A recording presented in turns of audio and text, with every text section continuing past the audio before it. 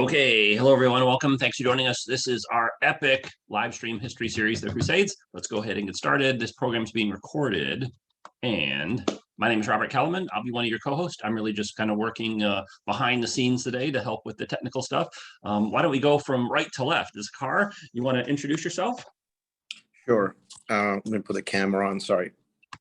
Hi, my name is Zakar, and I'm a co-organizer with Richard in our most ancient history group, where we basically specialize mostly in ancient, medieval, and now modern history with the combination with Robert.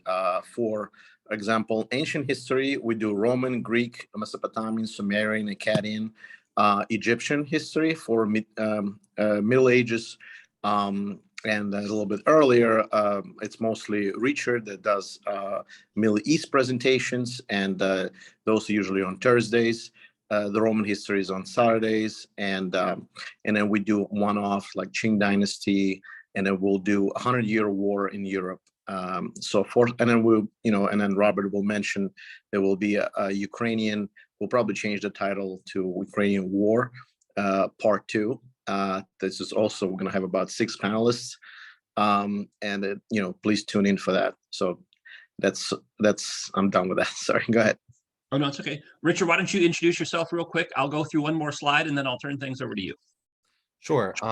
My name is Richard Sassoon. By training, I am a lawyer, specializing in transactional law, but in my spare time, I like to bring the Middle East a little bit closer to people in the West, because there's a huge cultural difference, and because my background is from an Iraqi Jewish family, I can bridge some of that divide and try and make the Middle East a living, breathing place, regardless of whether it's in the medieval period or the modern period, and sort of put faces to large historical movements. And that's what I'm going to try to do today with the Crusades, as I've done in the previous 4 lectures. Richard, you're not going to try to do it, you are going to do it, because you've done it on the previous program. So this is part 5. Richard's previous 4 sessions have covered the history of the Crusades. If you missed the 4 sessions or want to watch them again, or know anyone else would be interested, they're on our YouTube channel, which is Washington, D.C. History and Culture. You can go check that out. And then, as Zach mentioned, we had a program a couple weeks ago where we talked about the situation in the Ukraine, and it got such a tremendous response from people because we went through the kind of historical and contemporary analysis of what's going on over there and how is it related to things that have happened in the past. And Richard leads that along with Zakar and a couple other friends, Aaron and Greg. So if you want to join us for that, it'll be next weekend. I'll post the details for that in the chat, and then I'll also email it out to anyone that signed up for today. And so with that, Richard, why don't you take the presentation? I'll turn it over to you, and it'll be all yours. Sounds good. And thanks so much for everyone for joining us today. So welcome, everybody. As we said, this is the Crusades. This is the 5th episode in the 4-part series, so you can see how much we like this. We just want to keep going, and we're going to cover the last Crusades, the Mamluks, and time permitting, there were some questions about what are the other kinds of Crusades, the ones that didn't go to the Middle East. And so I have a few slides put together to discuss that, nowhere near in as much depth as the Middle East, but we will see what we can cover. So the rules. I'm not an academic, as I mentioned. I'm a lawyer by training, so I'm not accredited in history, philosophy, religion, or any of the subjects that we're going to be discussing today. I'm just presenting this as a layperson, and I'm going to give it as a secular presentation. Admittedly, we will be discussing religious topics and questions about religious piety and beliefs, but I'm going to try and do it from a secular historical perspective. Of course, I'm going to ask, given the sensitivity of the topics, that we be respectful. But that said, I do love questions, comments, and clarifications. Please put everything in the chat. It's easier for me to read, and I do respond to the chat in real time. Please do not put things into the Q&A. It's much easier for me to just work through the chat. And what I always say is that these presentations are a 101 and a 201, by which I mean 101 in the sense that if you don't know anything, I'll catch you up on the basics. And if you already know something, that's the 201. I'll take you to the next level and teach you some things you probably didn't know. And my rule is that I like to have a 90-minute hard stop. So since it is 3:06 right now, 90 minutes would be 4:36. So at that point, whatever slide we're on, that's going to be the last slide. We may continue a discussion, but we won't cover any new material. That way you know that you're not going to miss anything if you have to go. And of course, like Robert mentioned, all of these are recorded and you can watch them on his channel. You can also watch them on our channel. Robert has been gracious enough to give us those videos. So whichever way you see it, you can follow through the entire series and see the things that led up to this moment that we're at right now with the 5th episode.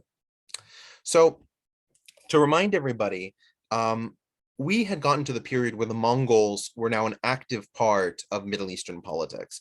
And in 1243, you had this intermediate period because you had 3 successive Mongol invasions of the Middle East.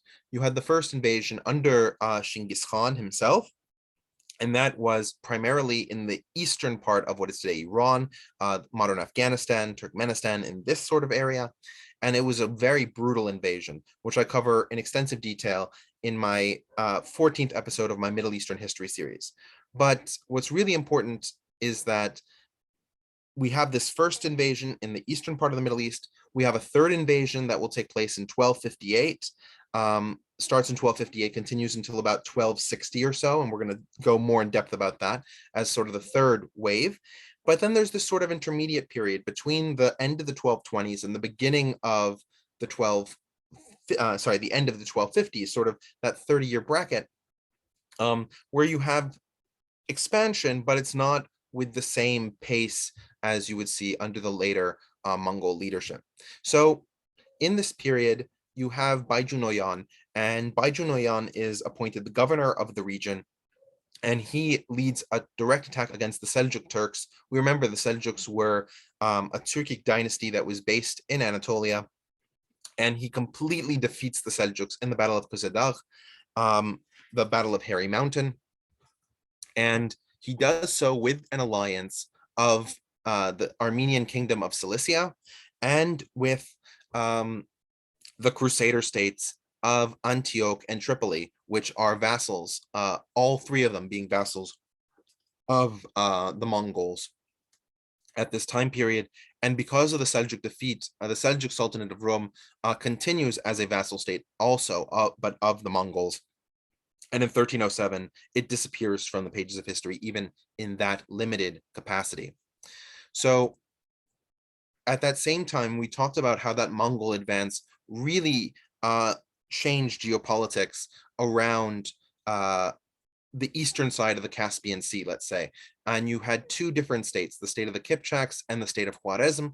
The state of the Kipchaks existing in what's today Ukraine, southern Russia, and Kazakhstan, and Khwarezm existing in that eastern part of Iran, Turkmenistan, parts of Uzbekistan, Afghanistan, and the Mongols push both of these civilizations functionally into extinction.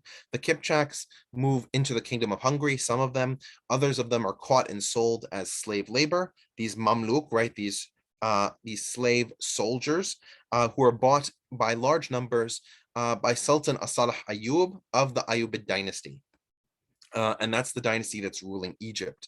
And we've previously seen that the vanguard of the Egyptian military at this time was made of Mamluk, but we're talking about maybe 200, 300 Mamluk and many more infantry.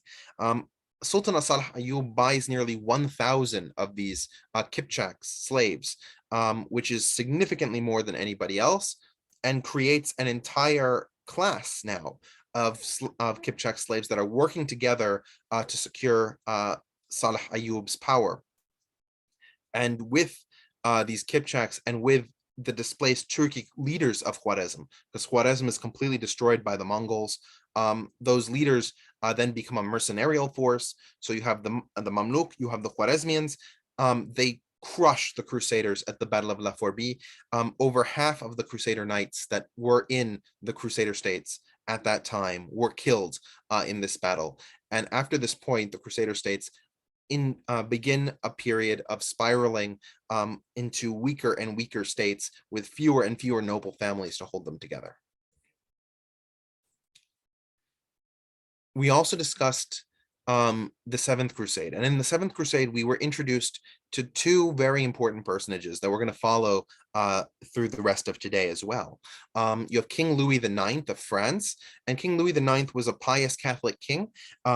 Starting in as early as 1248, he starts even earlier, he starts putting money aside for the crusade, and both his supporters and his detractors would argue that he was a person who genuinely believed in the religion of Catholicism. He wasn't just crusading for some kind of physical or material gain, but that he actually believed in the salvation of the Christian people through the taking of Jerusalem. And he also prepared significantly more funds in terms of organizing the Seventh Crusade than any of the previous monarchical-led crusades had done. On the flip side, we also met at the Battle of Mansoura, which was the definitive battle in the Seventh Crusade, and a resounding defeat for the Crusaders. Was those Mamluks, those 1,000 or so Mamluks purchased by As-Salih Ayyub, were leading the counteroffensive against the French forces that had invaded. And the mastermind behind the success of the Mamluks in this was Baibars. Baibars was a Turkic young man. He was enslaved as a young man in what's today southern Russia, and sold through the slave port of Kaffa in what's today Ukraine, right, part of the Crimean Peninsula, to the Egyptians. And he was a native speaker of Kipchak Turkish, very similar to modern day Kazakh language. He learned Arabic when he lived in Egypt, but in terms of the Mamluks, they would always speak Turkic languages to each other. They refused to speak Arabic, except to the common people, so they could create a linguistic division between themselves and the commoners. Now, during the Seventh Crusade, Baibars and a number of other Mamluks come together after As-Salih Ayyub has died in 1249. So 1 year before the crusade began in earnest, 1 year before that Battle of Mansoura, As-Salih Ayyub died, and he was supposed to be succeeded by his nephew Al-Mu'azzam Turan Shah, who lived in Damascus. This posed a serious problem because Al-Mu'azzam Turan Shah had his own group of Mamluks that he had purchased, and the Mamluks based in Egypt knew that if Al-Turan Shah came to Egypt and took over in his uncle's stead, that most of them would either be resold to somebody else or killed. Remember, these are slave soldiers. They are property and can be dispensed with as property can be dispensed with. So these Mamluks get together and they decide that they absolutely do not want Turan Shah to arrive in Cairo and take power. So one of them, Izz-ad-Din Aybak, approaches the queen, Shajar ad-Dur, and they create some kind of alliance where she will marry him to make him the Sultan, because of course, as a woman, she couldn't have the proper title of Sultana, even though she did rule in her own name for 80 days. But even with this quasi-legitimacy, the fact that Izz-ad-Din Aybak married into the legitimate Ayyubid dynasty, the Abbasid Caliphate in Baghdad, which would bestow legitimacy on Sunni regimes, similarly to how the Pope created legitimacy for Catholic states in Europe, the Abbasid caliphs refused to recognize that a slave could marry a free woman and create a new dynasty and be a legitimate successor. So the Mamluks would have this legitimacy succession problem for nearly a decade. And it would continue in various forms for subsequent centuries, but as an acute problem for nearly a decade. And we also discussed how Izz-ad-Din Aybak was killed by Shajar ad-Dur. Shajar ad-Dur was then killed by Izz-ad-Din Aybak's son. And that led to a new council being formed with many of the same components, led by Qutuz in 1259. So you have this Mamluk council that forms, and it is they in this sort of black box style government making decisions about what will happen to Mamluk Egypt. Now, it's important for a second for us to realize that we've now jumped from 1250, right, when the Seventh Crusade happened, when Louis IX was captured and eventually released by the Mamluk Council, to 1259. And in those 9 years, a lot happened in the East. Particularly, the Mongols had sacked Baghdad and destroyed the last Abbasid caliphs, with one exception. One family member ran away. But for the most part, that center of legitimacy, that caliphate that had pretty much existed in one form or another since the death of Muhammad, was now out of power, which meant there was a huge vacuum in terms of legitimacy for other countries in the Islamic world. At the same time, Hulagu's invasion didn't just stop at Baghdad. It continued up north into Mesopotamia, into the northern parts of Mesopotamia, the cities of Mosul, for example, the cities of Erbil. And then coming down through what's now southern Turkey, they joined with Cilician Armenia and Antioch and Tripoli, right? These vassal states of the Mongols historically, and attacked the Mamluk positions at Aleppo, Damascus, and moving further south, including a sack of Gaza. We then mentioned that at the end of 1260, at the end of 1260, there was a bit of a retreat northward to the area at the beginning part of that red arrow in the northeasternmost part, because there's a lot of grass there, and that the horses of the Mongols would find more comfort there. That said, a smaller portion of the military stayed further south in the area labeled on the map as Ain Jalut. Ain Jalut is, of course, in the modern state of Israel, in the Galilee region of that state.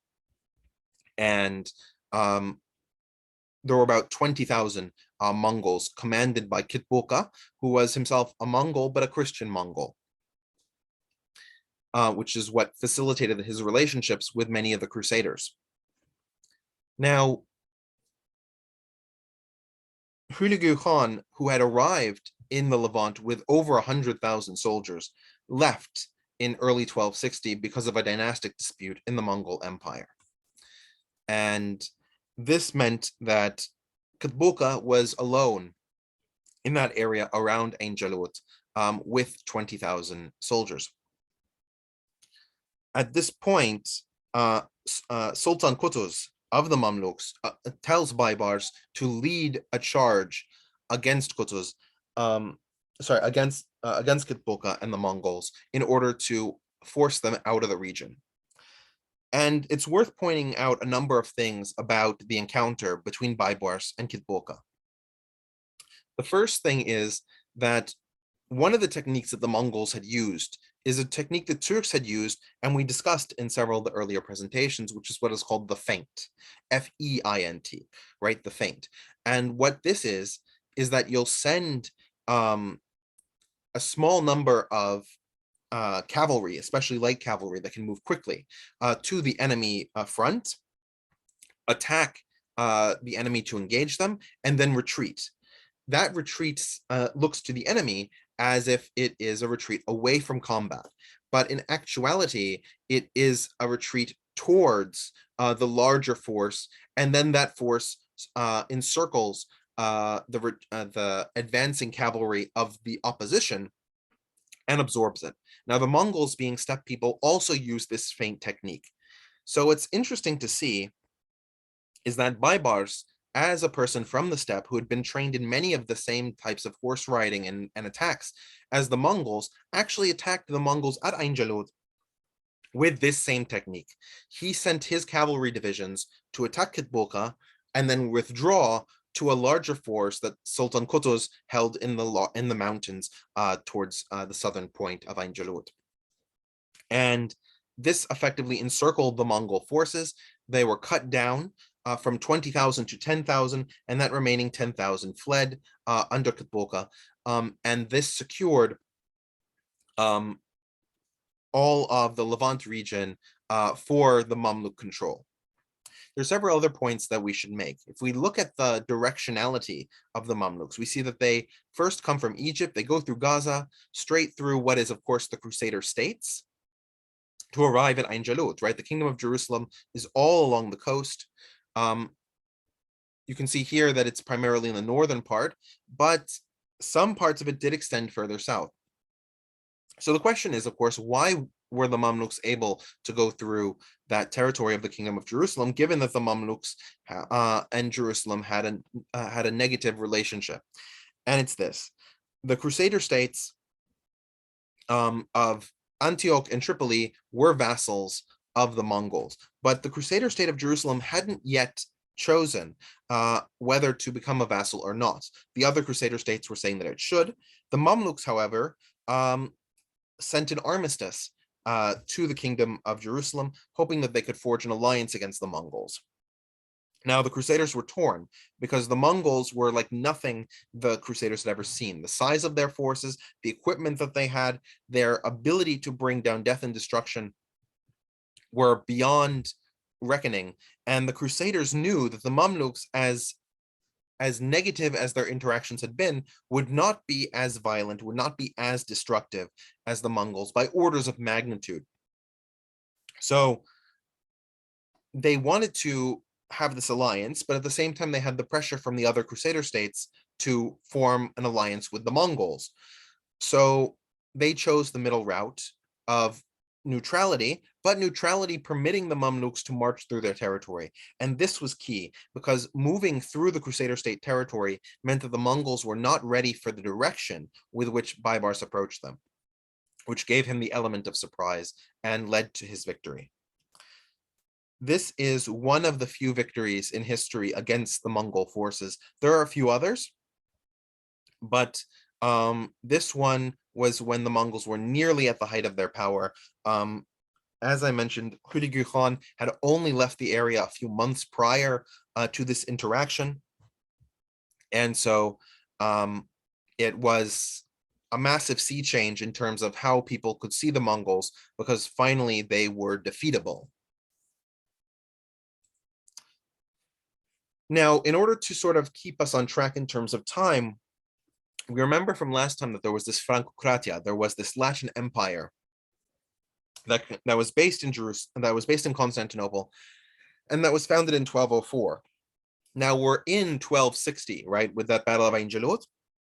And in 1260, the Latin Empire had receded to literally just the city-state of Constantinople. There was nothing else but that territory, and it was surrounded on all sides by the advancing despotates of Epirus, the Principality of Achaia, the Duchy of Athens, the Empire of Nikea, and the Bulgars, all pushing in on that city-state of Constantinople.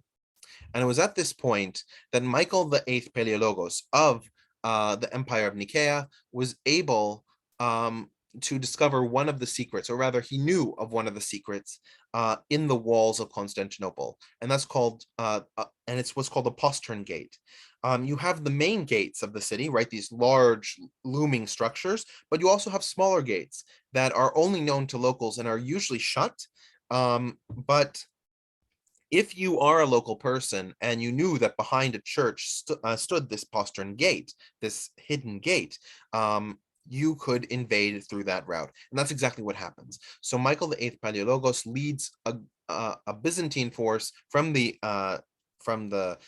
Empire of Nikea through this Pege Gate, takes the Crusaders by surprise. There weren't even that many knights left because of all of the decades of trying to hold off the Byzantines from the various post-Byzantine states, and the few reinforcements that had come from Europe. Because remember, in order to reinforce the Francocratia, they needed new crusaders, and most of those crusaders were going to the Middle East. They weren't going to Constantinople.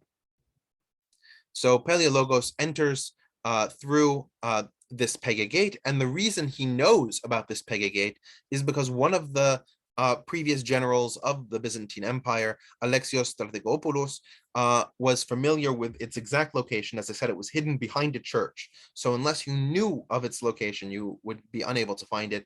And by taking Constantinople, the Empire of Nikea took over the city of Constantinople, and through that was able to reunite the Byzantine Empire, such that by 1261, all of the former states, with the exception of Epirus and Achaia, became part of a reconstituted Byzantine Empire in the western part of Anatolia and in the southern part of the Balkans, as you can see on the map in the lower right-hand side.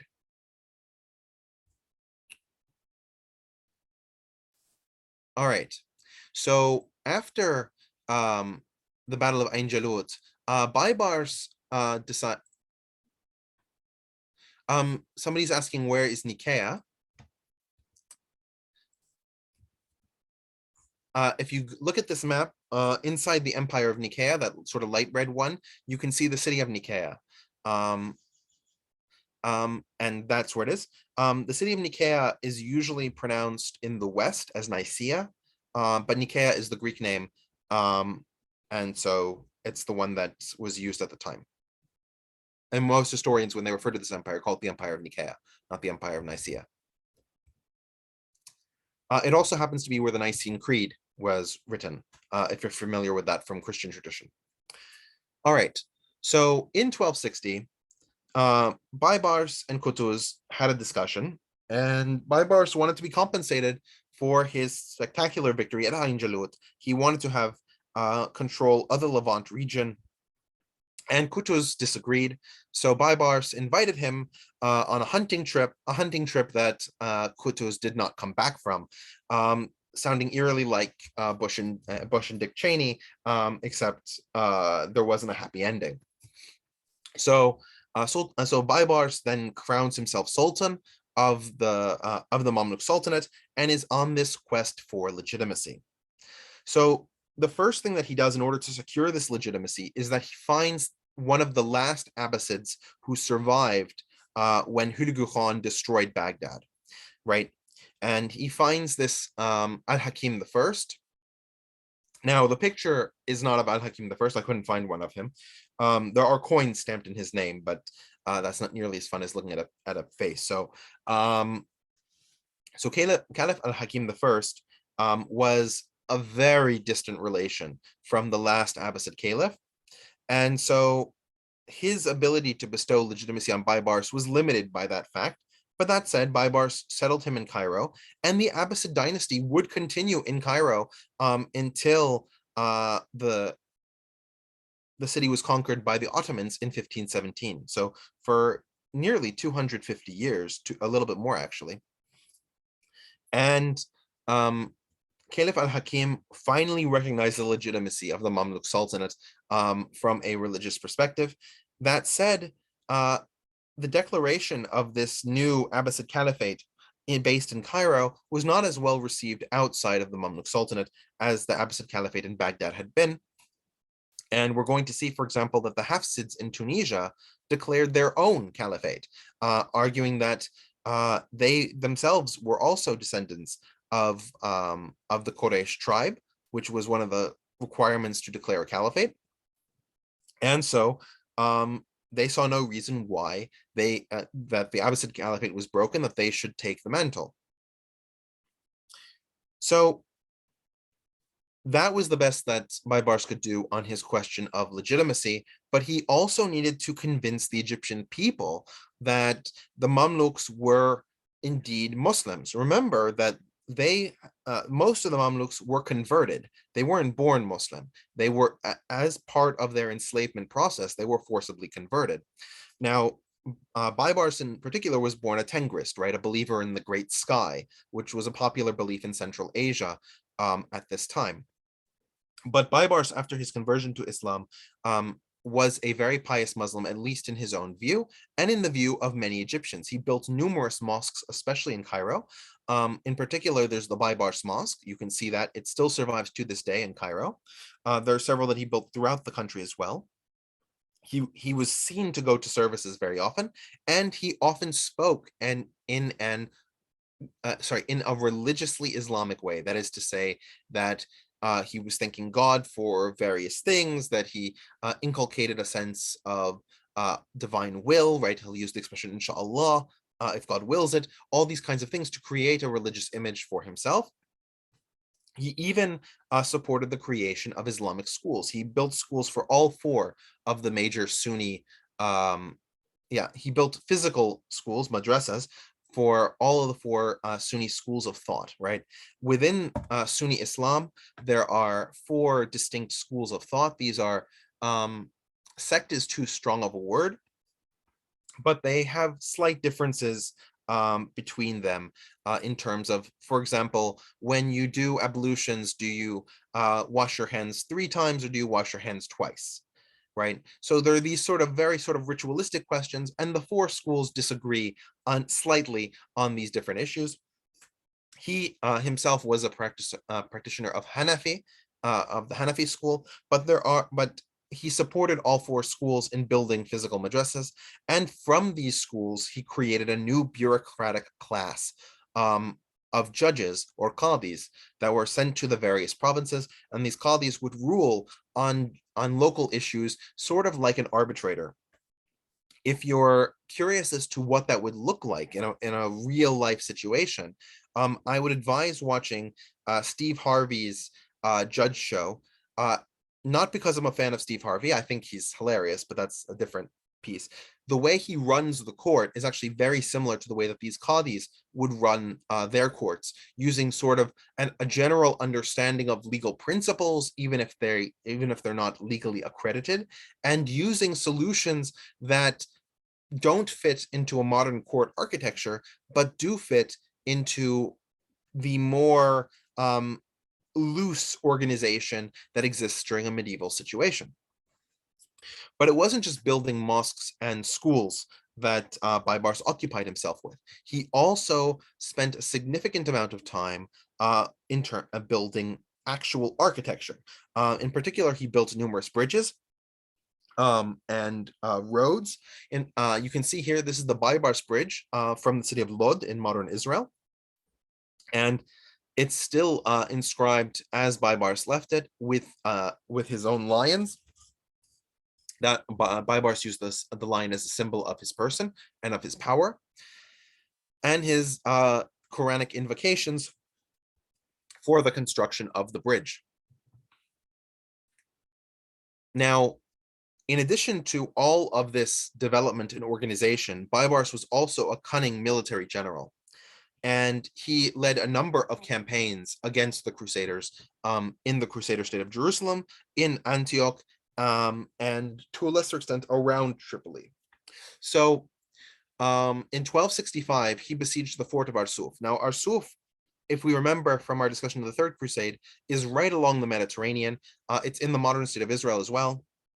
And this fortress was believed by the Crusaders to be impregnable. You can see the remains of the fort of Arsuf in the picture in the lower right-hand side. It was defended by 250 knights, which doesn't sound like a lot to us, but 250 knights holding a fortress for decades shows really how difficult this fortress was to take. That said, Baibars was able to overwhelm the defenses with an army of 20,000 strong and take the position. He also moved further north to the city of Safed, the modern Israeli city of Tzfat. And this city, Safed, is in a small hilly mountain range, which made the siege difficult. Eventually, Baibars permitted the knights inside to freely surrender with their lives if they would give him the fortress. And feeling the pinch of the siege, a significant lack of food and water, they decided to surrender to him. Upon leaving the fortification, Baibars refused to honor his term and killed them on sight in a large-scale massacre. He then moved north to the city of Antioch in the county of Antioch and also besieged it, giving the same promise of clemency should the besieged make terms with him, which they took, and then he killed them all as well. In fact, that ended the Crusader state of Antioch in 1268. Now, you may ask, wasn't Antioch a vassal state of the Mongols? It was the case that Arsuf was part of the Kingdom of Jerusalem, which never declared loyalty to the Mongols, but Antioch was a vassal state of the Mongols. Why didn't the Mongols intervene? And the Mongols didn't intervene because they had their own problem.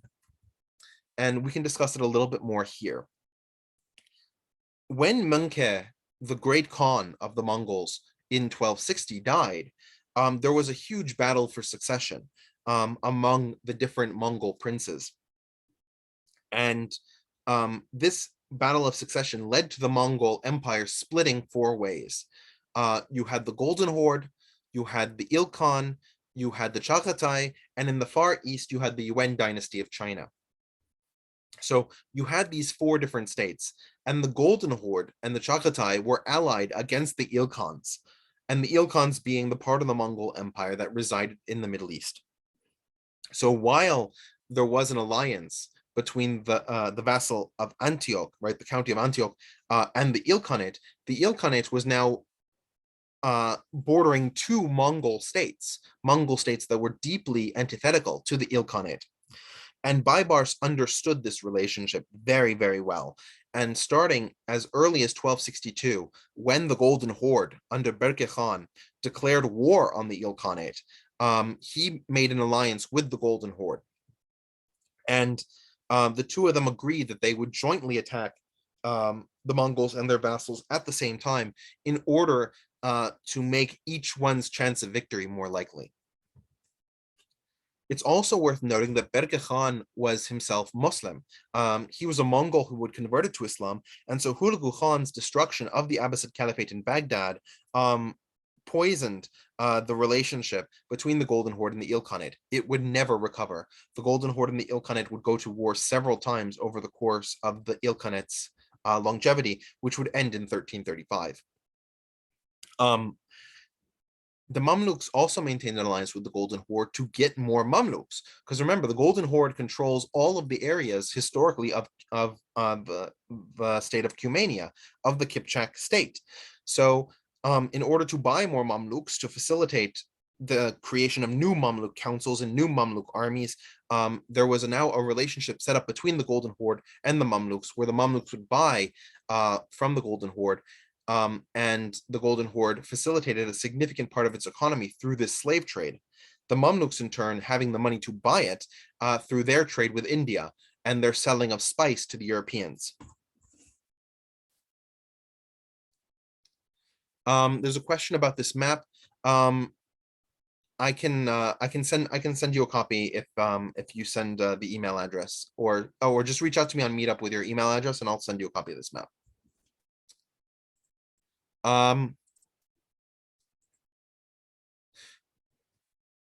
There's a question of whether Baibar's slaughter of those he promised clemency in keeping with his Islamic faith. I would argue that most Muslims today while most Muslims today have a very positive view of Baibars because of Baibar's ability to conquer so much Crusader territory and to really hold back the Mongols, really, and it shouldn't be understated that the Mamluks were the only Muslim state in the Middle East of any size or power that the Mongols couldn't conquer. And so many Middle Easterners hold that, and Muslims around the world hold that Baibars was the reason that Islam survived to the present day and didn't just get absorbed into the Mongol state. But so Baibars is very positively received. Most Muslims who speak well of Baibars either ignore or try to caveat his mistreatment of those who had surrendered. Under Islamic law, under the Sharia, those who surrender on terms are to be treated as prisoners of war and not to be killed. They are to be enslaved, but they are permitted to ransom themselves, right? And we saw this with Saladin. When Saladin took Jerusalem, he enslaved all the Christians of Jerusalem, but he permitted the Christians of Jerusalem to ransom themselves. And that was much more in keeping with Islamic teaching than what Baibars did.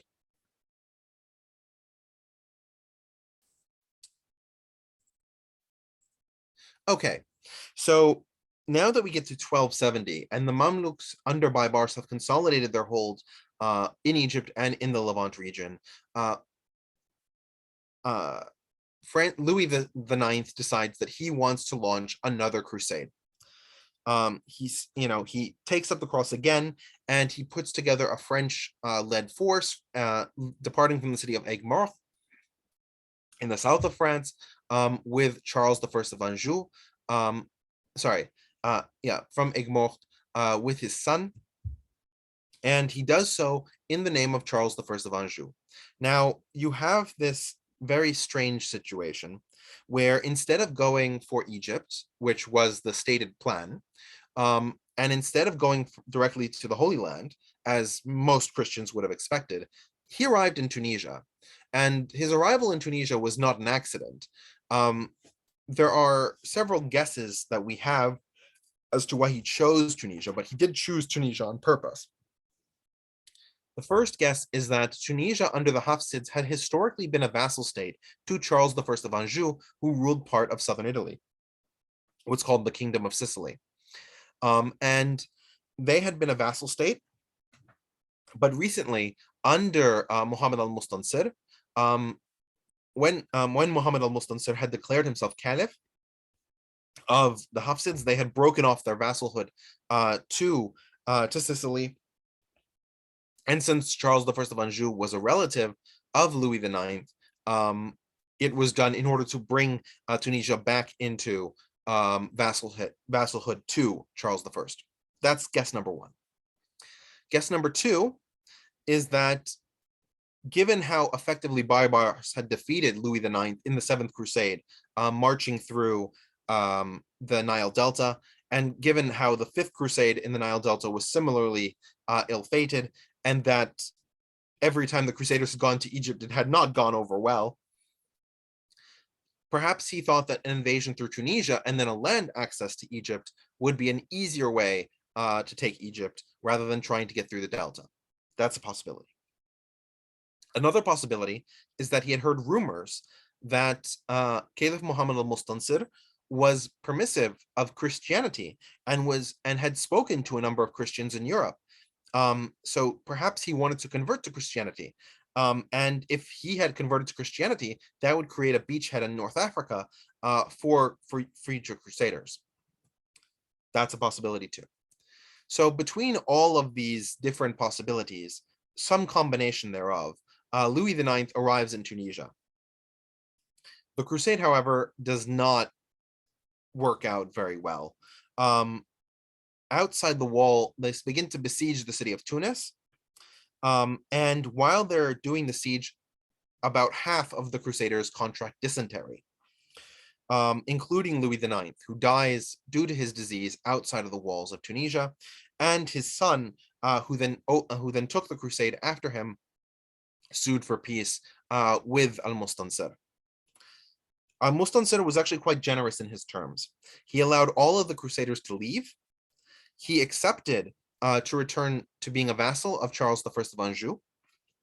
He also permitted the creation of embassies by the Christians in Tunis, and those embassies would be permitted to send out Christian evangelists.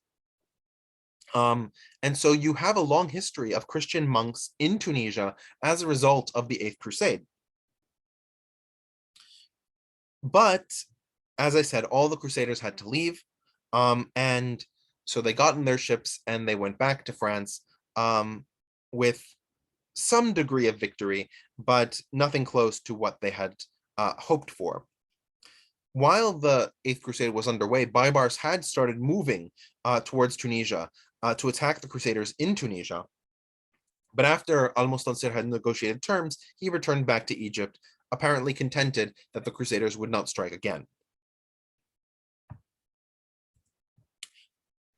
One of the strange things that happened during the Crusades was that not all the Crusaders would leave from the port of departure at the same time. And so they would arrive in the location that they were supposed to meet up in the Islamic world at different times. And this was the case here. So Edward Longshanks of England had agreed to join Louis IX's crusade, the crusade to Tunisia, and he got the memo that they had all arrived in Tunis, and so he made his course for Tunis. But by the time he got there, a few months later, they had already surrendered. So he was completely dumbstruck that he had just literally missed the crusade. He had arrived too late to participate. And so he decided to make his way to Cyprus, which was, of course, occupied by the Lusinian dynasty, a Christian dynasty, and from there make his way to the city of Acre. When he was there in the city of Acre, he reached out to the Ilkhan, and the Ilkhan at this time was Hulagu Khan's son, Abaka. And you can see there Abaka Khan with his wife Dorji Khatun. Abaka was Buddhist in his religious orientation, and had a fierce antipathy towards Muslims, especially since a number of them had tried to revolt against his rule in the Ilkhanate. And so he reached a very natural relationship with Edward Longshanks, and the two of them decided that they would launch a joint strike against the Mongols, with the goal of restoring the Crusader states as a vassal of the as a vassal of the Mongol Empire.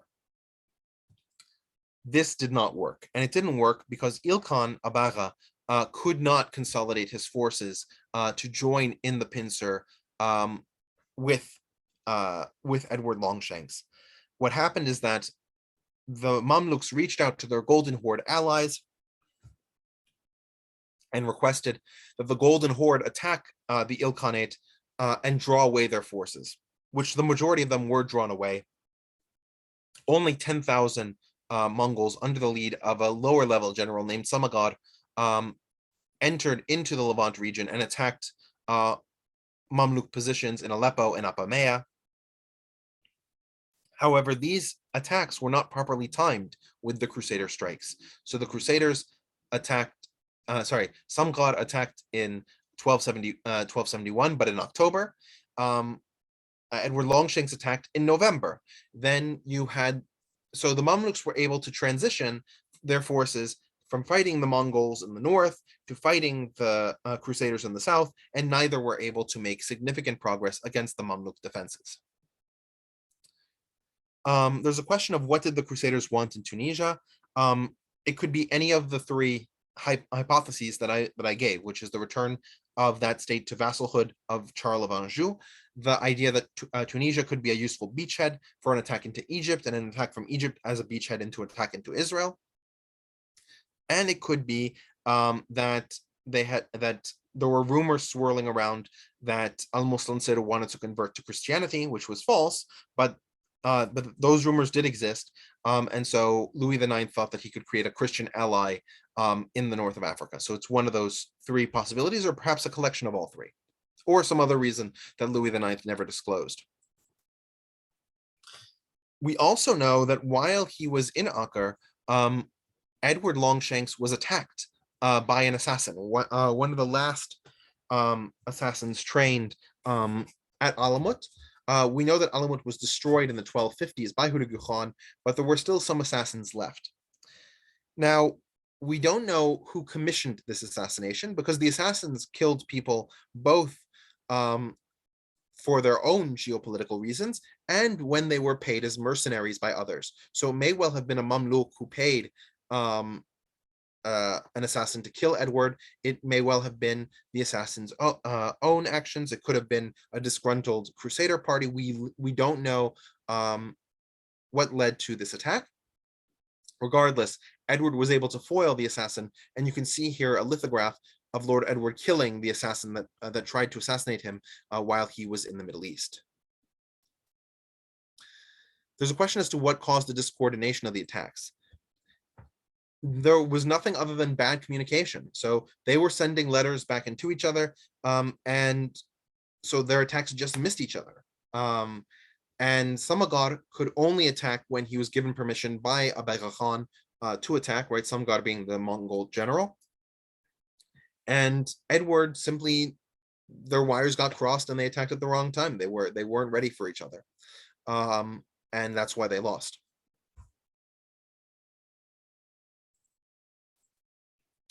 So knowing that the Mongols were a massive threat because of the Ninth Crusade, Baibars began to create a number of fortresses and watchtowers along the Euphrates River, and you can see that in the map on the lower left-hand side.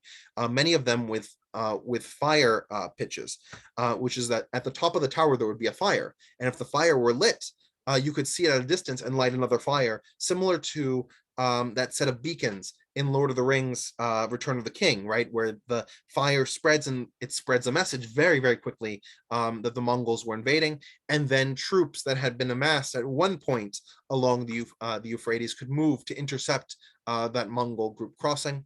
Baibars also reached out to the Bedouin peoples who lived, the Bedouin or nomadic desert peoples who lived in those regions, in order to have them be the first eyes and ears on any Mongol invasion. It was incredibly successful at keeping the Ilkhanate on the eastern bank of the Euphrates River.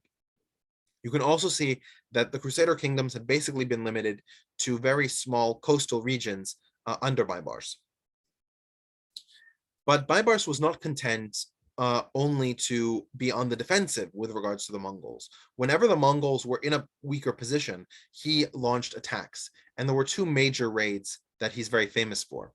The first one is the raid on Armenian Cilicia. You can see that on the map on the lower right-hand side, indicated with the purple arrows, where he launched an attack from northern Syria, attacked what is today southern Turkey, and then retreated back.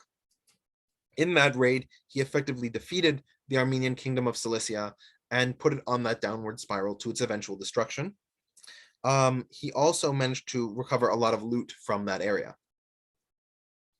He defeated several Mongols more prominently when he attacked Elbistan in 1277. That's the orange arrows. And he was able, after the victory at Elbistan, to even proceed to Kayseri, which is in the center of Anatolia, relatively close to where Ankara is now. And from Kayseri, he then retreated back to Syria, knowing that he couldn't consolidate his hold because his army was just spread too thin. But I want to focus a little bit on the Battle of Elbistan for a second. In the Battle of Elbistan, the Mongol Ilkhan had called all of his vassals to fight.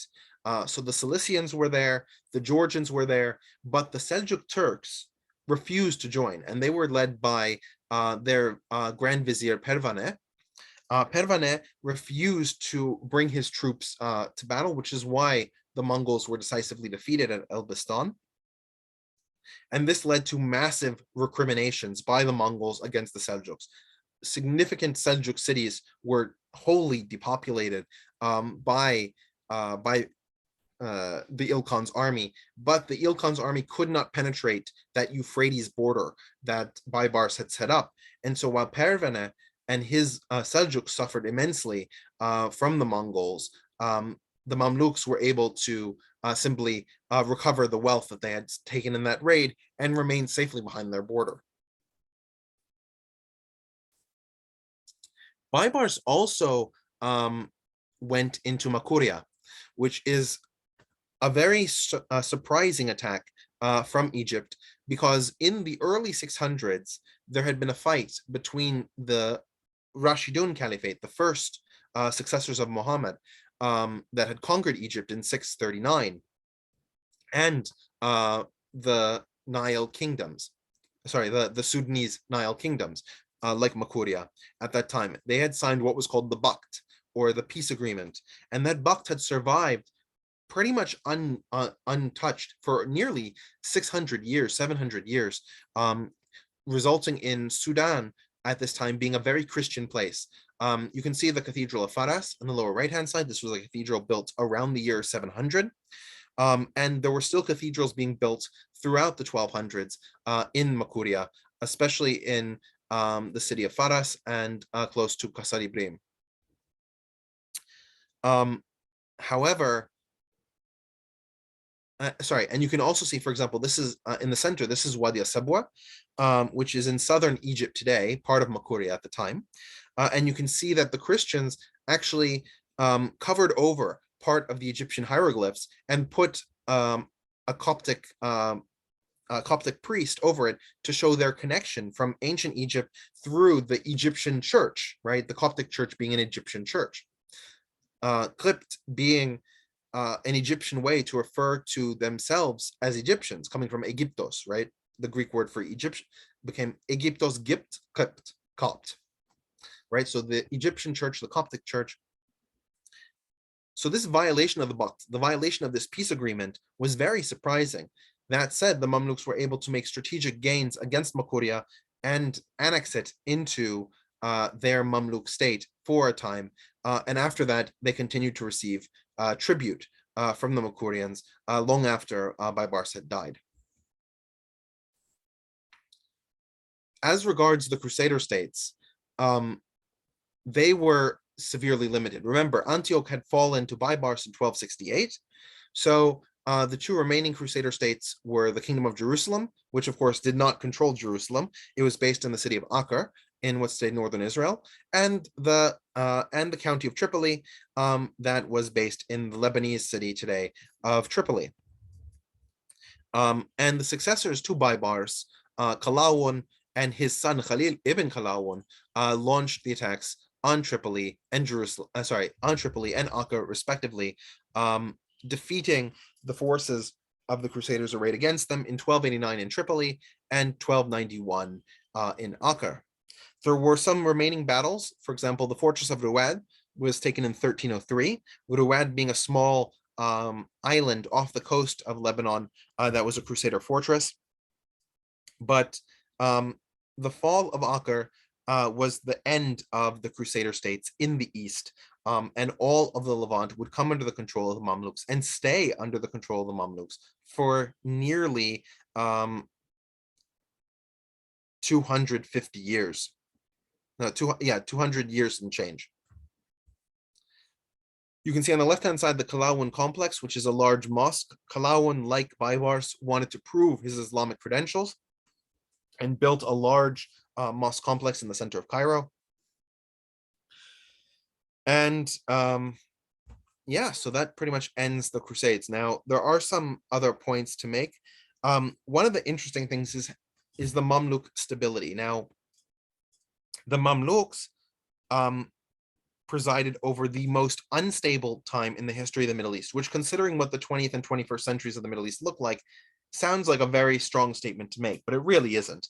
This is the time of the Mongol invasions. We talked about 3 successive Mongol invasions of the Middle East throughout the 1200s. It's the period of indecisive Turkic states in the 1300s, leading to, in the 1370s onward, with the conquests of Timur or Tamerlane, which were even more destructive than any of the individual Mongol conquests. And Timur, in fact, attacked the Mamluks at Aleppo and at Damascus, defeating them in both cases, but unable to press his gains further into the Mamluk Sultanate. The fact that the Mamluk Sultanate survived this most turbulent point with an incredible amount of stability makes it very surprising for this time period. One thing to note, of course, is that Mamluk rule was extremely oppressive to the people who lived under it, but I think that most of the people were quite happy to not be part of the mass butchering campaigns of the Mongols or of Timur, and so they accepted that reluctantly. There's a question, why is the Castle of St. Peter built in Bodrum referred to as a Crusader castle when it was built so long after the Crusades? That is a great question, and I'll cover it when I talk about the later Crusades. So, as I said, the Mamluks survived into the 1500s when they were conquered by the Ottomans, and that sort of ends the story of the Mamluks. But there are a number of other crusades. You can see here, I tried to limit them into categories. There are over 300 different crusade war style engagements that occur from, let's say, 1090 until about 1450 or so. And they fall into these general camps. The Bodrum question will be resolved in the Anti-Ottoman Crusades. So what are these other crusades?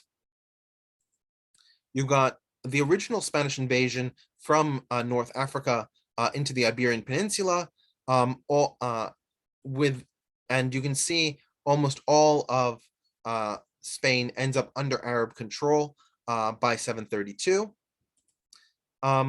But that Spanish control, that Arab control divides by 1031, when in 1031 you have a split between you have a split because the Umayyad Caliphate, the one that had united Spain under its rule, fell apart, and you had a number of what were called taifas, or city-state kingdoms that developed. If you want a more in-depth discussion of this, I cover it in my Middle Eastern history series, primarily episode number 8, Andalusia. But you have these taifas that are ruled by different ethnic groups and different groups total within the Islamic Spanish world. So the first one, so you can see, for example, if you look at the map on the right-hand side, some of them are ruled by, in blue, original Amazigh or original Berbers. These are the Berbers that came in 711 during that conquest period.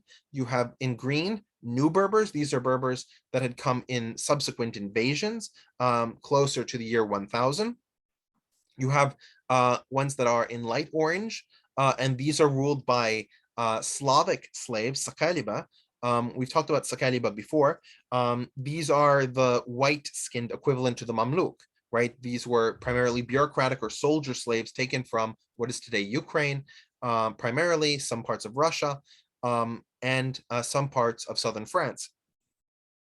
You then have in yellow states that were run by Arabs. You have states that were run by Muladi in sort of that purplish brownish color, Muladi being Iberian-born Muslims. So they were ethnically Spanish, but Muslim professing. And these taifas were significantly smaller in shape, you can in size, than you can see the Christian kingdoms were, which you can see on the map on the left-hand side with that strong blue line dividing the Christian states of the north from the Muslim states of the south. And it was at this point that we began to see crusading zeal come to the question of reconquest. And the first successes of that conquest result in expansion southward. With Alfonso VI of Castile conquering the city of Toledo, you can see Yahya al-Qadir II, the Berber ruler of Toledo, surrendering the city to Alfonso VI. This is actually an azulejo, or a Spanish tile work from Seville, which documents this moment. And you can see the city of Toledo on the right-hand side. Now, one of the things to sort of point out about this period is that the Spanish Reconquista operated a little bit differently from the Crusades in the Middle East.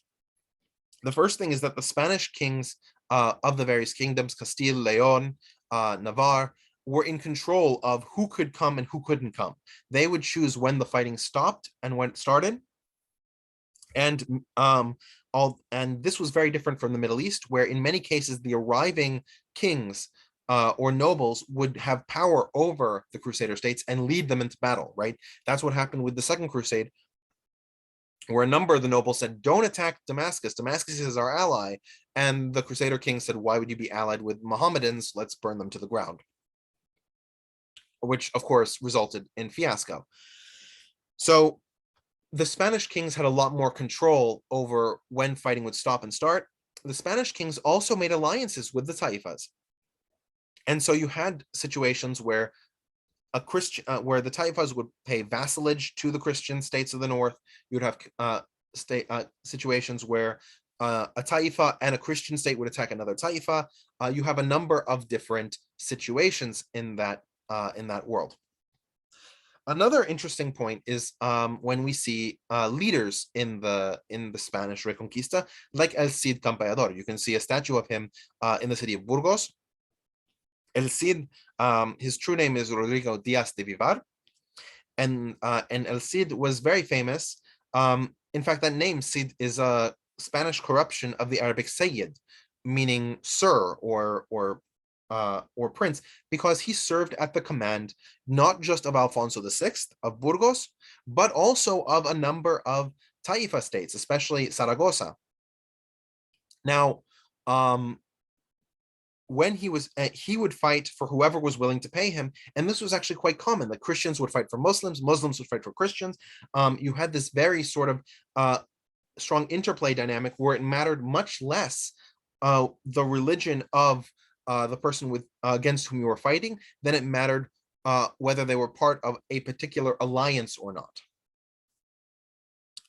And El Cid, when he conquered the city of Valencia towards the end of his life in 1092,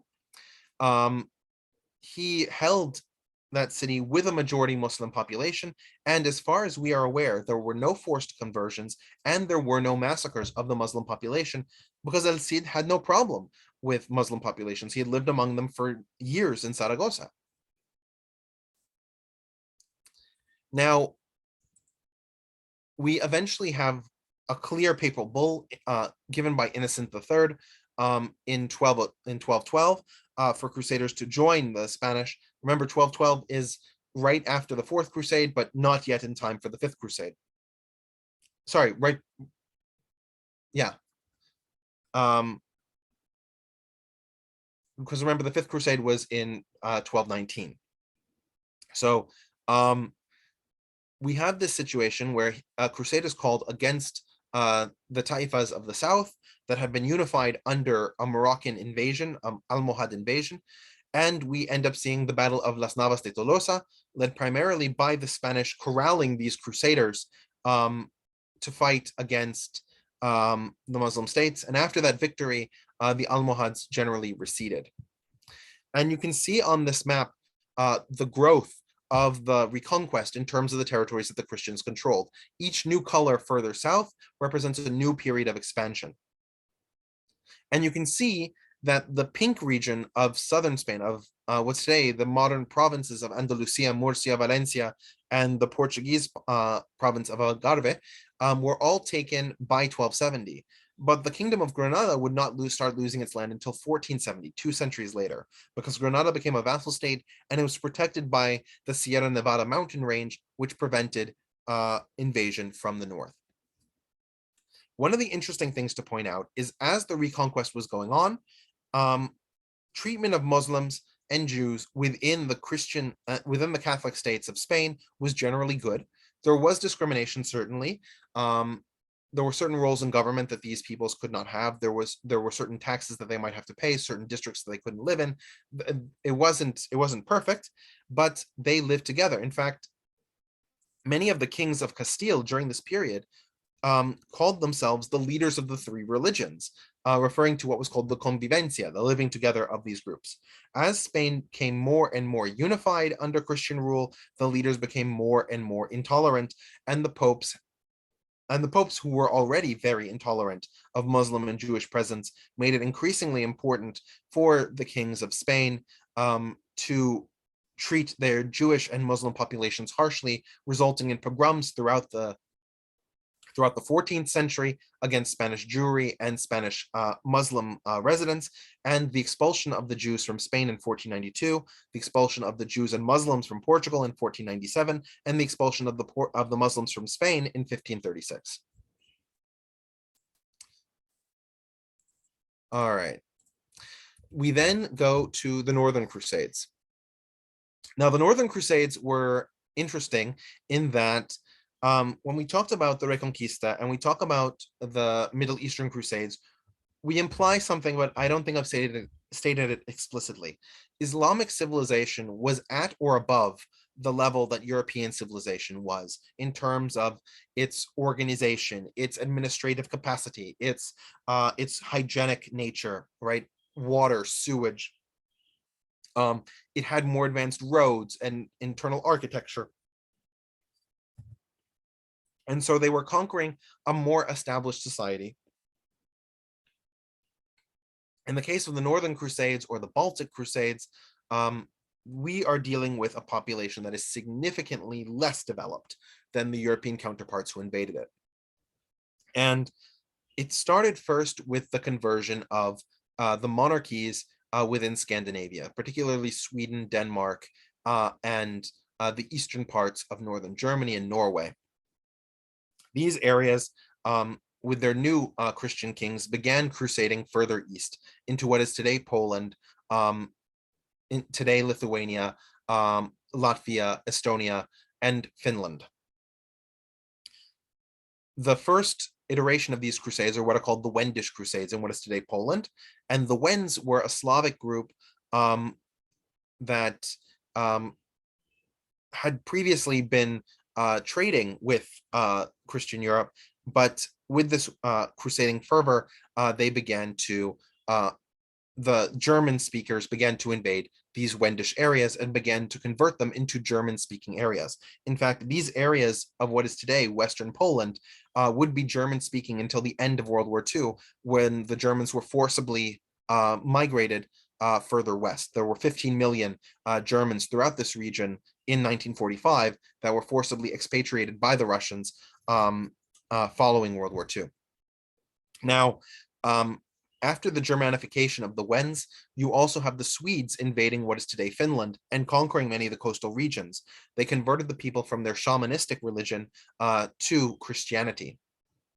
And finally, we have invasions of Germans, especially those of the Teutonic military order, attacking what is today Estonia and Latvia, setting up the Kingdom of Livonia, which converted the pagans in those regions to Christianity. It would take until the mid-1300s for all of Lithuania to be converted to Catholicism. But the areas of Estonia and Lithuania that were close to the sea were converted much more quickly. Now, when I say that there's Lithuanian paganism, and you can see the Teutonic Knights in the upper left-hand side here, we don't have a name for this religion that the Lithuanians were worshiping, and the Latvians as well. But today, the religion is called Romuva in Lithuania, and it has about 3,000 adherents or so. You can see a procession of Romuva. Lithuania has recognized it as a national religion of the country, along with Lutheran Christianity and the dominant religion of the country, functionally speaking, is atheism. But atheism is not recognized as a religion. Now, the reason that it took so long to conquer the Balts, these crusades were a slow burn, is for several reasons. First of all, there were many interludes, and many people from the crusading states of Northern Europe didn't want to conquer these regions because they had good trade relations with them, and those trade relations might change after conversion, because vassalage couldn't be demanded of Christian kingdoms in the same way that it could be demanded of pagans. Another point to make is that you had the Republic of Novgorod, which was an ally of the Lithuanians, Latgalians, and indigenous Estonians against the crusading orders like the Livonians, like the Teutonic Knights. And so you had numerous wars to try and solidify the Crusader presence. But one point that we should make very clearly here is that the bloodlust that we see in the Northern Crusades is far worse than anything we see in the Middle East or in the Reconquista in Spain. The Teutonic Knights had a mantra of convert or kill. If the pagans refused to convert, they would slaughter entire villages of pagans in order to cleanse the land of their idolatry. Now, one of the interesting things about the Romuva religion is that it bears a very strong resemblance to Hinduism. And it's led to, especially in today, with the Romuva community, relations with Hindus. And you can see here, this is in Lithuania, a Hindu priest officiating a Romuva ritual because of the similarities in their religious beliefs. The pagan religion of the Lithuanians at that time was presided over by a kriwe, who was a Lithuanian priest. You can actually see this is a symbol from modern Lithuania on the right-hand side, depicting a writer, a statesman, and a kriwe from Lithuania, depicting its cultural nature, right, in resistance to the Russians. You can also see that many rituals in the pagan religion involve what were called alkuras, or fire altars, where the locals would pray and offer items to the various gods of the land, the sea, and the air. You can also see that the symbol of the Romuva religion today, and it's believed that this was very similar to the pagan symbol in the time of the Crusades, looks very similar to a Hindu swastika, which is part of the reason why many in the Romuva community see a connection between their paganism and Hinduism. Now, we discussed the People's Crusade, but the People's Crusade was not the only what were called popular crusades. All the crusades that we've talked about before have been led by knights or by royalty or by some sort of instantiated power. In the case of the Popular Crusades, it's not that. These are popular uprisings by the people, and we talked about the People's Crusade in our first discussion in 1096, where Peter the Hermit basically destroyed half of Europe, engaged in numerous pogroms throughout the Rhineland and Germany, and destroyed many Catholic cities in what is today Hungary and Serbia. But there's also other crusades, like the Children's Crusade. And the Children's Crusade was started in 1212 spontaneously in northern Germany, with many young boys between the ages of 6 and 18, believing in a vision that they would march into the Middle East and God would convert the local population to Catholicism, bringing about the end of reality. Now, the Catholic Church at the time was very much opposed to this Children's Crusade and wrote scathingly about it. Of course, the only records we have are from the Catholic Church about this crusade, because the children didn't write anything. They arrived mostly at the southern. They arrived at the Italian ports like Brindisi, and sort of the movement fizzled out after being well supported by both French and German commoners. Now, it's believed that the endings that these Catholic writers ascribed to the Children's Crusade didn't actually happen. So most of these endings are quite horrible, such as the children being smuggled onto boats and sold as slaves in Tunisia, the children being killed, all kinds of horrible things, but we have no archaeological evidence to believe that that is the case. And we certainly have no sales in Tunisia that would support that narrative from that side. And we have very complex slave ledgers from Tunisia regarding slave incoming populations, especially from Africa, though. We also have the Bogomil and Albigensian Crusades, and they sort of go together because they are part of the Paulician dualism religion. Paulician dualism is a Christian heresy, and it asserts that that there is a God and Satan, Satan being the master of the material world, God being the master of the spiritual world, and accordingly, all material things, all material life is worthless. The only thing a person should do is live ascetically and contribute to the spiritual realm that is God's.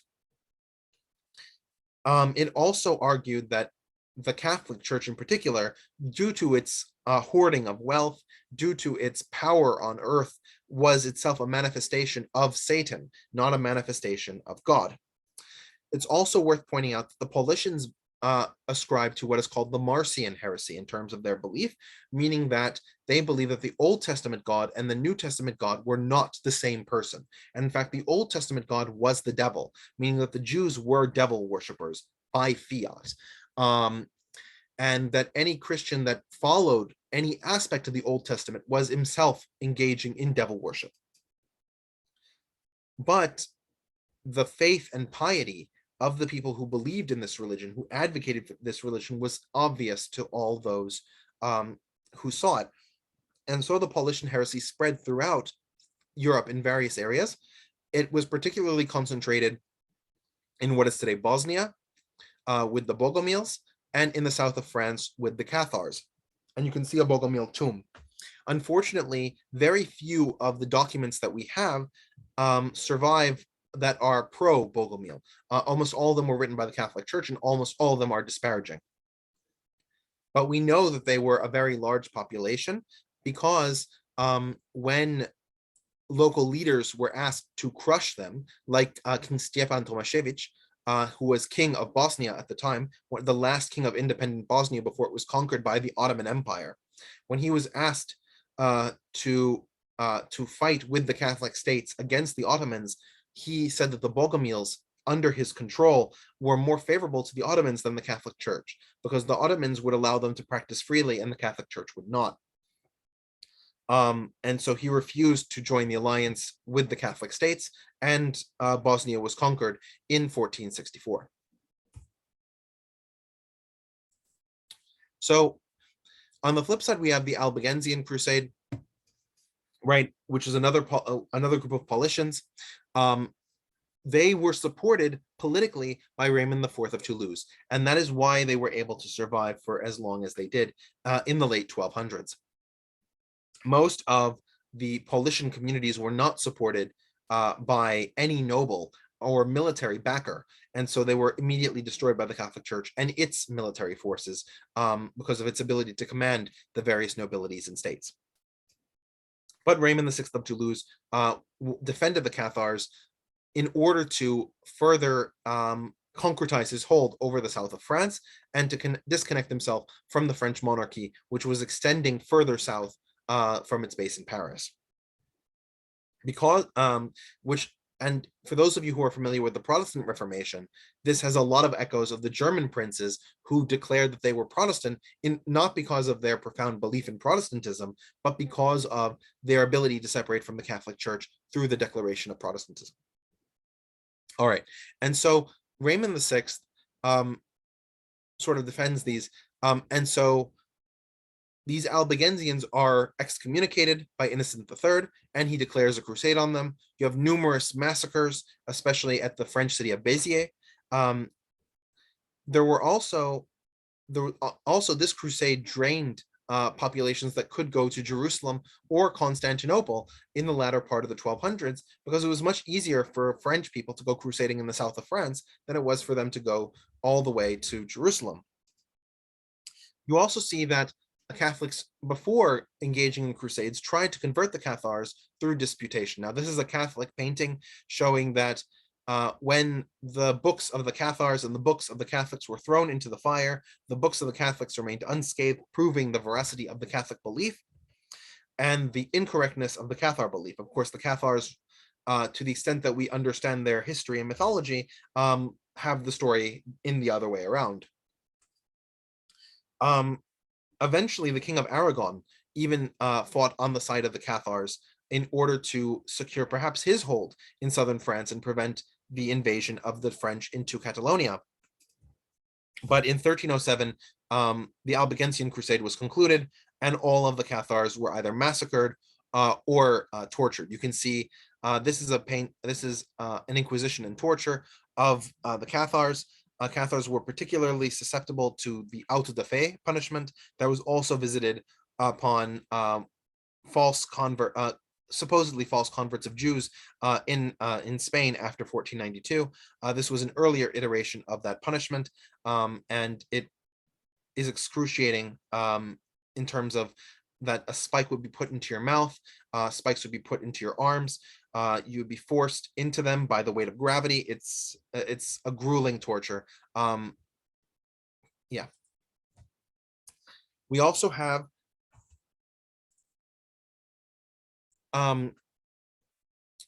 there's a point that in 1588, the Spanish Armada was also considered a crusade because Catholic Spain was going against Protestant England. That's absolutely correct. And it sort of blends into the Anti-Hussite Crusades. The Hussites were probably the first wave of Protestants led by a Czech preacher named Jan Hus. Now, it's technically not considered Protestantism because the Protestant Reformation started in 1517 and this preceded it, but it was very much along the same lines of removing itself from the Catholic Church.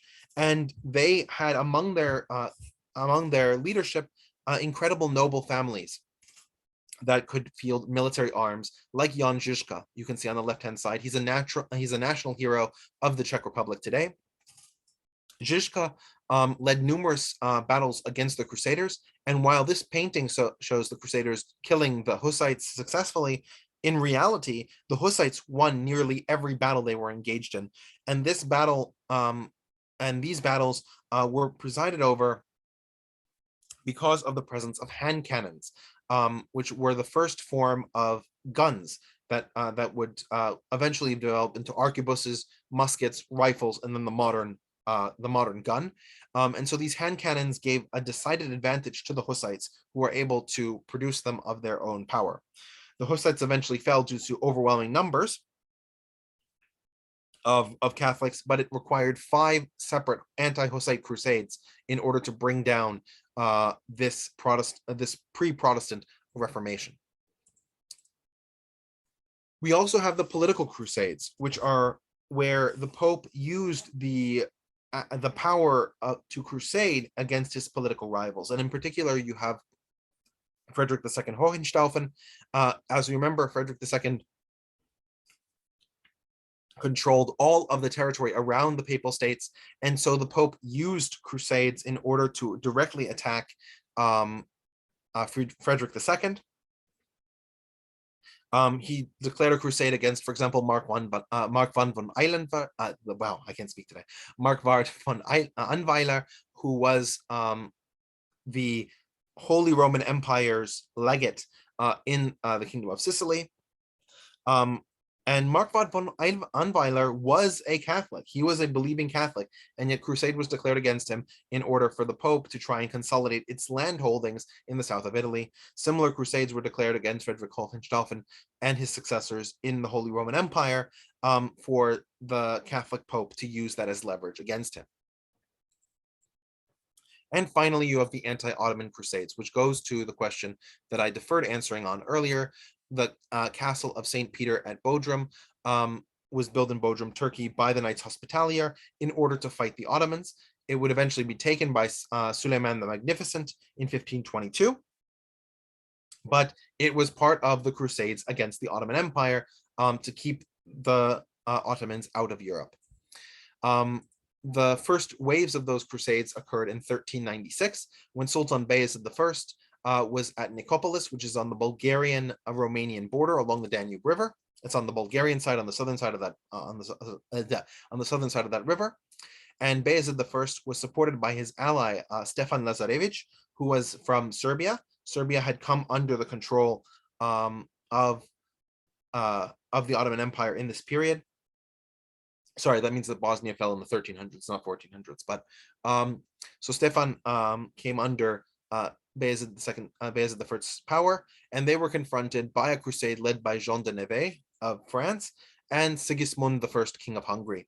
The Crusaders launched an artillery attack against the city of Nicopolis, but they were defeated decisively by Sultan Bayezid I. And in commemoration of this victory, he built Ulu Jami, the Borsa Grand Mosque, with 20 domes in order to fulfill his promise that he had made to God, that if he would be victorious, he would build 20 dome mosques. He figured 20 domes on one mosque should fulfill that religious obligation. But the Crusade in Nicopolis wasn't, and the Crusade in Nicopolis and the taking of Bodrum were not the only cases of crusades against the Ottoman Empire. You also had the Crusade at Varna in 1443. These were led by Polish-Hungarian king of Władysław III, who charged through southeastern Europe to Varna, where he was decisively defeated. And you can see here at the Second Battle of Kosovo, which was just after these crusades, you can see an Akinji pulling a Hungarian knight off of his horse.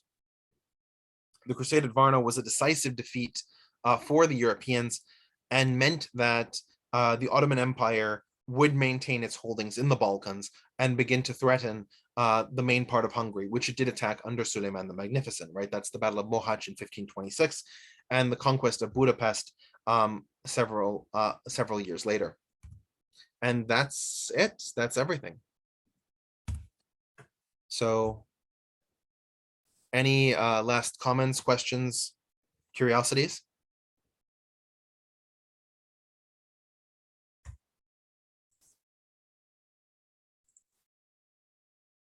Gobsmacked silence.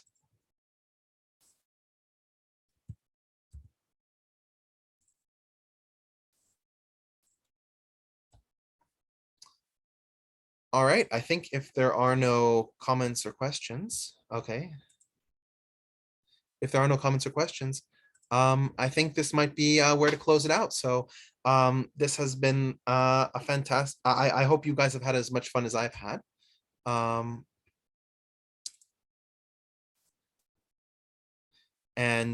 Yeah, so it's been a pleasure talking to all of you, and I hope I'll see you in my Middle Eastern history series and some of the other series that we're doing in collaboration with Robert.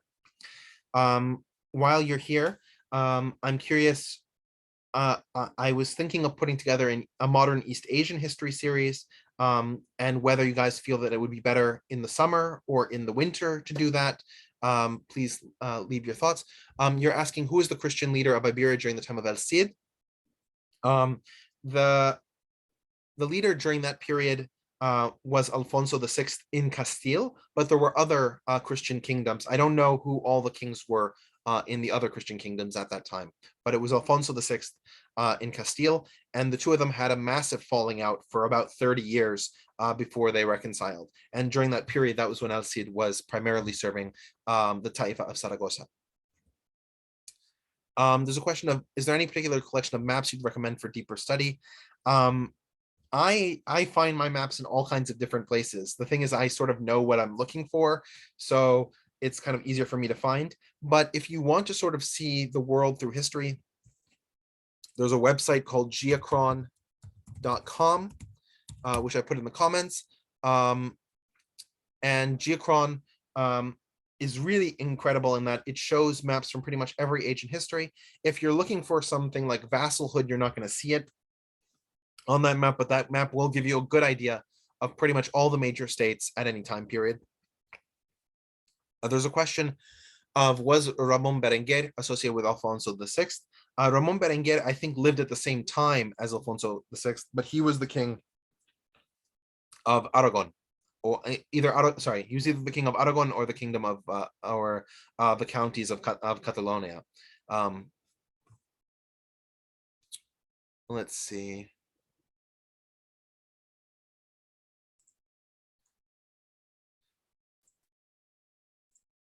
Thank you so much, everybody, for the kind comments. The defenestration of Prague occurred in 1618, so much later than all the stuff that we're talking about.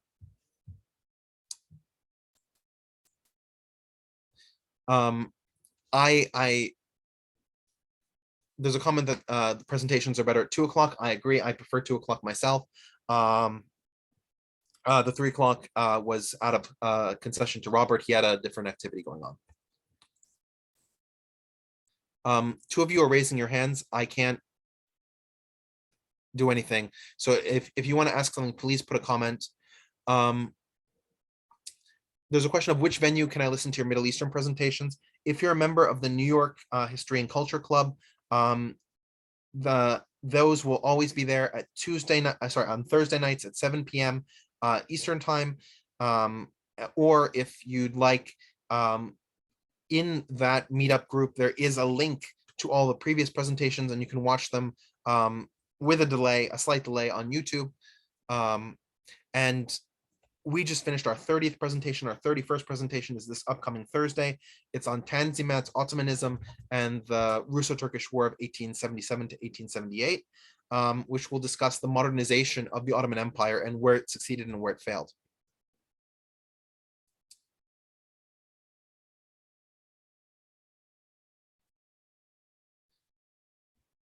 There's another question of who was Matamoros. Matamoros, I don't remember who that applies to, but the name itself means the killer of the Muslims, right? Mata kills Moors, right? But yeah. Am I planning to write a book? I am not planning to write a book. I'm not a scholar in this. I'm just a layperson. So I actually prefer this format of just talking to people and showing pictures than I do of writing books.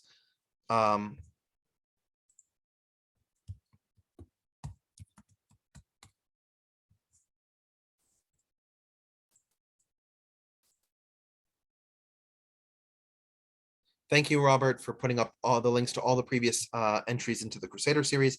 Rob, can you also put up the YouTube for, you know what, I'll do it.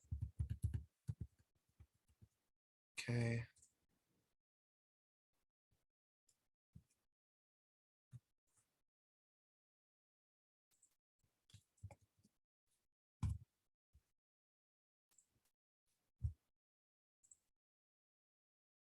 Do I eat sabich?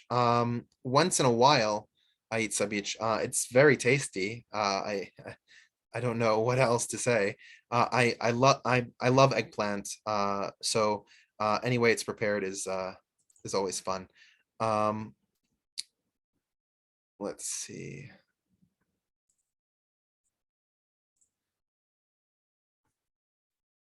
So yeah, I'm gonna put the link to my MENA history series here. And one last thing is, so you can see the YouTube link for the MENA history series. You can see all the episodes there. But please also, I know, but you can click on the link on your computer and it will load in the, and you can click on the link on the computer and it will load into your browser, and therefore you'll have it in your history. This is also our GoFundMe. Please, if you like the series, if you enjoy what we do, please consider donating. It helps to defray the costs of Meetup and Zoom.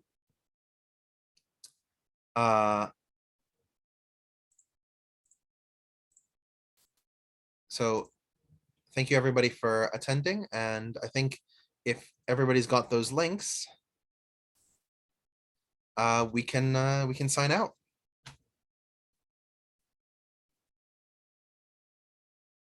The chat can't be saved.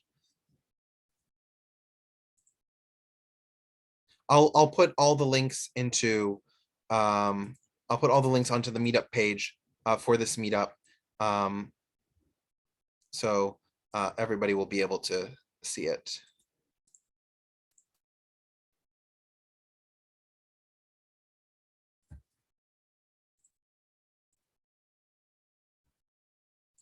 All right. All right. Robert, you want to close us out?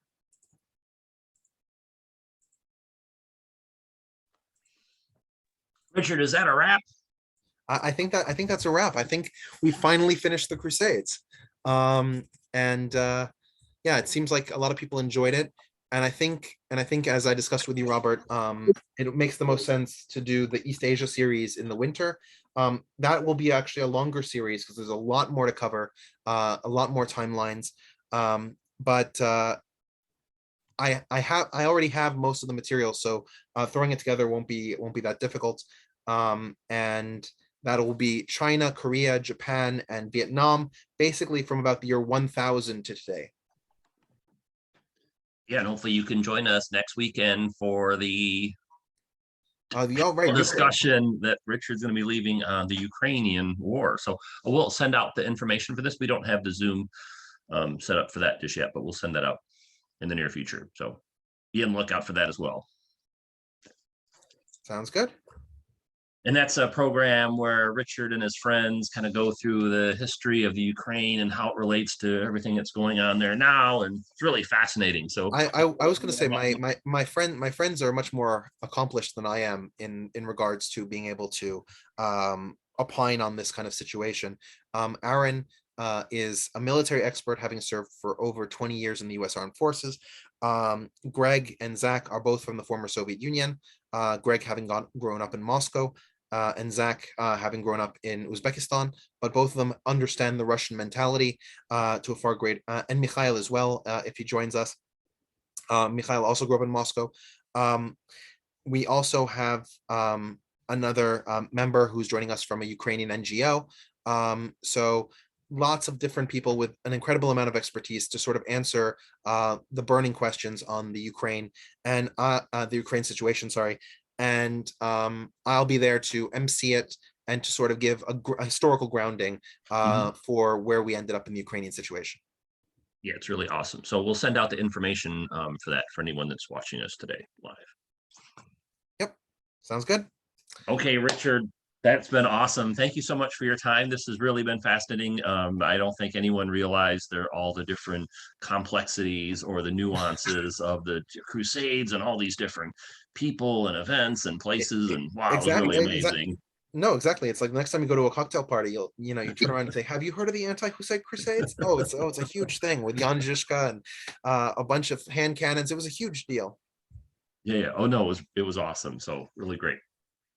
So again, we'll send out the information in the email with all the other stuff going on. Hope everyone has a great rest of your weekend. Stay safe, and we'll see you next time. Thanks, everyone. Take care. All right.